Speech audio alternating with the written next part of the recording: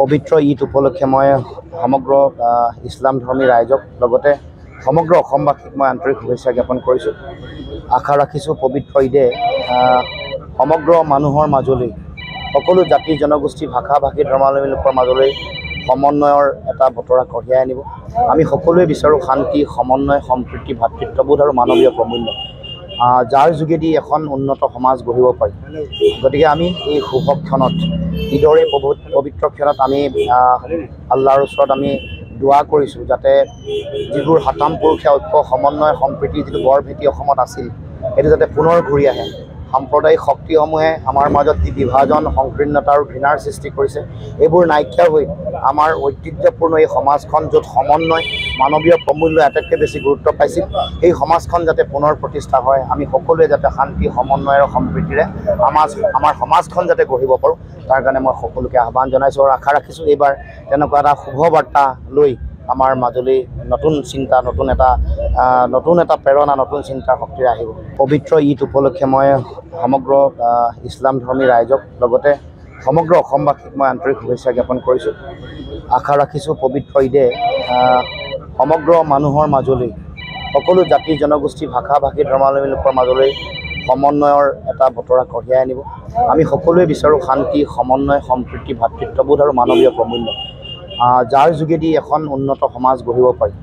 গতিকে আমি এই শুভ ক্ষণত, ঈদৰ এই পবিত্ৰ ক্ষণত আমি আল্লাহৰ ওচৰত আমি দোৱা কৰিছোঁ যাতে যিবোৰ হাতাম পুৰুষীয়া ঐক্য, সমন্বয়, সম্প্ৰীতি যিটো বৰ ভেটি অসমত আছিল, সেইটো যাতে পুনৰ ঘূৰি আহে।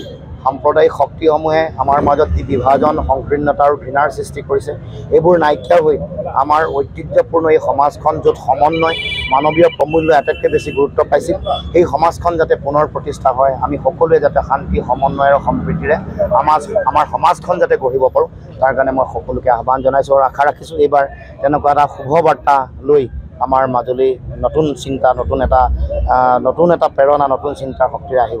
পবিত্ৰ ঈদ উপলক্ষে মই সমগ্ৰ ইছলাম ধৰ্মী ৰাইজক লগতে সমগ্ৰ অসমবাসীক মই আন্তৰিক শুভেচ্ছা জ্ঞাপন কৰিছোঁ। আশা ৰাখিছোঁ পবিত্ৰ ঈদে সমগ্ৰ মানুহৰ মাজলৈ সকলো জাতি জনগোষ্ঠী ভাষা ভাষী ধৰ্মাৱলম্বী লোকৰ মাজলৈ সমন্বয়ৰ এটা বতৰা কঢ়িয়াই আনিব। আমি সকলোৱে বিচাৰোঁ শান্তি, সমন্বয়, সম্প্ৰীতি, ভাতৃত্ববোধ আৰু মানৱীয় প্ৰমূল্য, যাৰ যোগেদি এখন উন্নত সমাজ গঢ়িব পাৰি। গতিকে আমি এই শুভ ক্ষণত, ঈদৰ এই পবিত্ৰ ক্ষণত আমি আল্লাহৰ ওচৰত আমি দোৱা কৰিছোঁ যাতে যিবোৰ হাতাম পুৰুষীয়া ঐক্য, সমন্বয়, সম্প্ৰীতি যিটো বৰ ভেটি অসমত আছিল, সেইটো যাতে পুনৰ ঘূৰি আহে। সাম্প্ৰদায়িক শক্তিসমূহে আমাৰ মাজত যি বিভাজন, সংকীৰ্ণতা আৰু ঘৃণাৰ সৃষ্টি কৰিছে, এইবোৰ নাইকিয়া হৈ আমাৰ ঐতিহ্যপূৰ্ণ এই সমাজখন, য'ত সমন্বয়, মানৱীয় প্ৰমূল্য আটাইতকৈ বেছি গুৰুত্ব পাইছিল, সেই সমাজখন যাতে পুনৰ প্ৰতিষ্ঠা হয়। আমি সকলোৱে যাতে শান্তি, সমন্বয় আৰু সম্প্ৰীতিৰে আমাৰ সমাজখন যাতে গঢ়িব পাৰোঁ, তাৰ কাৰণে মই সকলোকে আহ্বান জনাইছোঁ আৰু আশা ৰাখিছোঁ এইবাৰ তেনেকুৱা এটা শুভ বাৰ্তা লৈ আমাৰ মাজলৈ নতুন চিন্তা, নতুন এটা প্ৰেৰণা, নতুন চিন্তাৰ শক্তিৰে আহিব। পবিত্ৰ ঈদ উপলক্ষে মই সমগ্ৰ ইছলাম ধৰ্মী ৰাইজক লগতে সমগ্ৰ অসমবাসীক মই আন্তৰিক শুভেচ্ছা জ্ঞাপন কৰিছোঁ।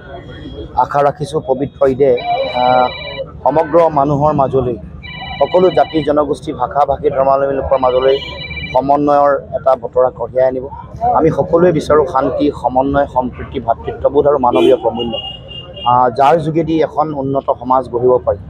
গতিকে আমি এই শুভ ক্ষণত, ঈদৰ এই পবিত্ৰ ক্ষণত আমি আল্লাহৰ ওচৰত আমি দোৱা কৰিছোঁ যাতে যিবোৰ হাতাম পুৰুষীয়া ঐক্য, সমন্বয়, সম্প্ৰীতি যিটো বৰ ভেটি অসমত আছিল, সেইটো যাতে পুনৰ ঘূৰি আহে। সাম্প্ৰদায়িক শক্তিসমূহে আমাৰ মাজত যি বিভাজন, সংকীৰ্ণতা আৰু ঘৃণাৰ সৃষ্টি কৰিছে, এইবোৰ নাইকিয়া হৈ আমাৰ ঐতিহ্যপূৰ্ণ এই সমাজখন, য'ত সমন্বয়, মানৱীয় প্ৰমূল্য আটাইতকৈ বেছি গুৰুত্ব পাইছিল, সেই সমাজখন যাতে পুনৰ প্ৰতিষ্ঠা হয়। আমি সকলোৱে যাতে শান্তি, সমন্বয় আৰু সম্প্ৰীতিৰে আমাৰ সমাজখন যাতে গঢ়িব পাৰোঁ, তাৰ কাৰণে মই সকলোকে আহ্বান জনাইছোঁ আৰু আশা ৰাখিছোঁ এইবাৰ তেনেকুৱা এটা শুভ বাৰ্তা লৈ আমাৰ মাজলৈ নতুন চিন্তা, নতুন এটা প্ৰেৰণা, নতুন চিন্তাৰ শক্তিৰে আহিব।